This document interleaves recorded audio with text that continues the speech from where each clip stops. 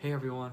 Before I begin showing you how to make a 3D printed face shield from start to finish, I'd like to first thank you all for helping to produce the much needed supplies for our medical workers. We really need more people like you. My name is Victor and I'm a junior at Westview High School in San Diego, California. The only items I have are the Creality Ender 3 as well as a couple of bucks in my wallet. I could have easily let the whole pandemic go over my head and simply live a passive life of playing video games all day long while FaceTiming my friends. But instead, I decided to spend the past couple of weeks researching and communicating in an attempt to do my part in saving as many lives as possible. We've all heard the news that hospital workers are being infected because they simply do not have the necessary protective equipment to treat their patients. So, if a high school junior can make a difference in the world, even if it's just a tiny bit, I'm sure you can as well. If you're going to be 3D printing a face shield, please make sure that your hospital are accepting them. Alright, without further ado, let's begin. Okay, so the very first step to begin 3D printing face shields is actually finding the file or taking the STL file from the internet. People have already been 3D printing these face shields and hospitals have already been accepting them. So just hop on the trend and just go with the flow with whatever everyone else is doing. So to do so, what you have to do is you have to copy this URL. No need to actually just copy it, just click the link in the description box below. And search it up. Now it should look something like this. Keep in mind, it should look something like this. Now what you want to do is scroll down, click download over there, and then you want to click the second STL file that says STL file at the end. Click on that download button, and then the download button should pop up over here. And then from there, you would have to transition it into Cura. So in order to do that, let me first explain what Cura is. So Cura is a slicing software that I use. It's basically the translator between your 3D object on the computer and the 3D printer. So Cura basically just codes the language for the 3D printer to use. So in order to do that, you just simply open up Cura, drag the STL file into Cura, and that should be it. So this is what it looks like when you drag the STL file into Cura, our slicing software over here. Now we would want to take a look at the settings that we use. Let's scroll to the very top over here. Okay. So the first thing is layer height. Layer height over here is basically how thick we want each layer to be. For me, I usually use 0.15 millimeters. I actually tried increasing the layer height to around 0.2 and 0.3. It didn't turn out so well. The layers between the layers just essentially peeled off from each other, and we don't want that. So I'd stick with around 0.15 millimeters. It just works for me. Infill is basically how much stuff is inside, how much filament is inside the 3D print, or in this case, our frames. In this case, we want around 30% infill density due to the fact that we want it to be flexible enough to be malleable, yet at the same time, we don't want to be too flexible to the point where it actually snaps in half. No. Infill pattern, it doesn't really matter. Just do cubic over here. That's what I'm doing. Okay, as for the materials, please pay close attention for the materials over here. I use 245 degrees Celsius. However, this is only with my filament. I use the PETG translucent specific brand, but each brand is different in terms of how optimal, whatever their optimal temperature is. So I highly suggest you to look on the packaging to see what your filament optimal temperature is, or if you don't have that, simply just search it online. If you're using PLA, it should for sure be less than this current temperature over here. Moving on to speed. Print speed is basically how fast your 3D printer prints. I use around 75 millimeters per second. You can move it up a tad bit if you'd like. I don't see any problem with that. However, please don't crank it up to like 120. That's absurdly quick, and it definitely will not work. As for travel over here, there's nothing really necessary here. Cooling, of course we want our cooling fan to be on 100%. Over here, let's take a look at supports now. Supports, I mean, I don't see any supports necessary. You can check it just in case. That's what I'm gonna do. Build plate adhesion. If your 3D printer prints well, no build plate adhesion is necessary. Okay, and with that, we should finally be able to slice our 3D print or 3D model over here.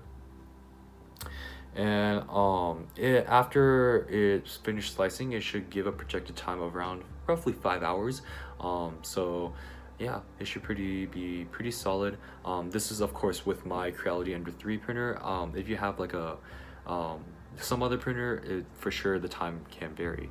After that, you will want to transfer the file into the 3D printer.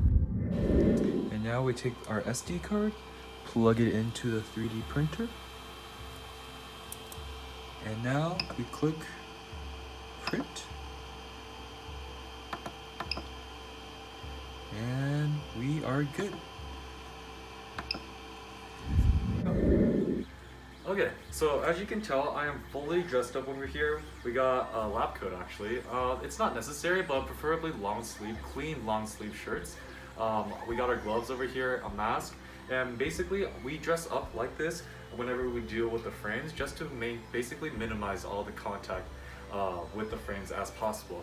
This is because that we might have like bacteria or other things that can actually move onto the 3D printed frames, and we want to keep the frames as sanitary as possible. Although hospitals will sanitize it themselves, we personally like to minimize all this bacteria to begin with. So typically whenever I'm checking the print, or if I'm actually going to remove the print from the print bread, I usually dress up like this when dealing with the frames. So come on over and let's take a look over here. So yeah, this is simply standard protocol, or at least standard protocol I like to do, and I highly suggest you guys should do it as well. But yeah, so as you can see here, we are currently printing another frame. This is almost done. We are about 75% done, and it's pretty cool. Also, I am currently using the Creality Ender 3. This is the 3D printer that I'm using, and the filament I'm using is Polylite PETG. Hospitals currently are accepting PETG and PLA. However, they are not accepting ABS due to the fact that there has been known long-term skin irritation, so hospitals are not accepting ABS. Okay, so now our 3D printed frames is now complete, and now let me show you how to properly remove it. So once again, the goal of this is to make sure that to keep these 3D printed frames as sanitary as possible. We don't want to transfer our germs onto the 3D print over here. So in order to do that, the first step is to raise the bed temperature of the 3D printer, and then you change it to roughly around 75. Once again, we're using PETG. However, if you're using PLA, the temperature will vary, and just depending on that, you have to search on the internet to see what the optimal bed temperature is. Once you raise it to that temperature, I like to use the little scraper that they gave you to really get under there and just pry it off like this, slowly and steady. Be careful not to damage the print, like so. All right, and from there, now we have it off, and then quickly store it inside a plastic bag that is clean.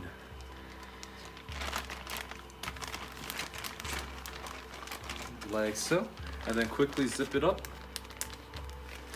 so that no bacteria can get inside, and now you are done with the first frame. Okay, so once you have printed out your 3D printed frame, the next step is to finally assemble all the materials together to finally get your face shield that we're all looking for. So before we start, you first want to, let me turn the camera real quick, adjust it, there we go. We first want to dress ourselves fully clothed, like I said from before, got our gloves, long sleeve shirt, and a surgical mask to keep everything as sterile as possible. So, let me fix the camera. There we go. The plastic that I'm using is specifically in, I put the link in the description box below. However, really any plastic is perfectly acceptable. The first step is to mark with the Sharpie, mark these specific 4 points on your plastic right here. This is where we're gonna use a hole puncher to cut a hole for these pegs up here to really fit the plastic over it. I will provide the specific dimensions after this clip for you guys to see. And from there, we can simply just attach it onto the frame. So let's go ahead and do that right now.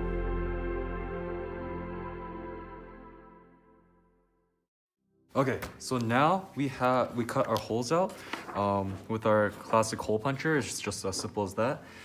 We will want to attach it onto our 3D printed frame by just simply sticking it in the hole.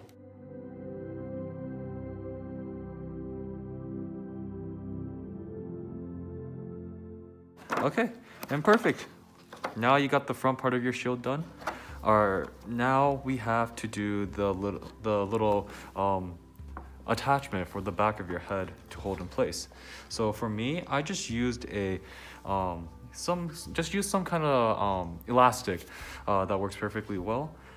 For me, around my home, I found an elastic yarn, and I just measured the size of my head before, and it's roughly around 17 inches. Now you just tie a double knot on one end, and it should look something like this. As you can see here, my face is fully protected. I can shake my head around like this, up and down, and it stays on perfectly. And oh, I should mention that all the materials that I have used, they're not necessarily that you guys have to go out and buy. These are just common household products or household products that I found in my house, and you guys can easily substitute if you guys don't have, like, for example, the yarn. You guys can easily substitute it with like rubber bands or something. I've used rubber bands and they work perfectly fine. Just whatever is convenient for you guys.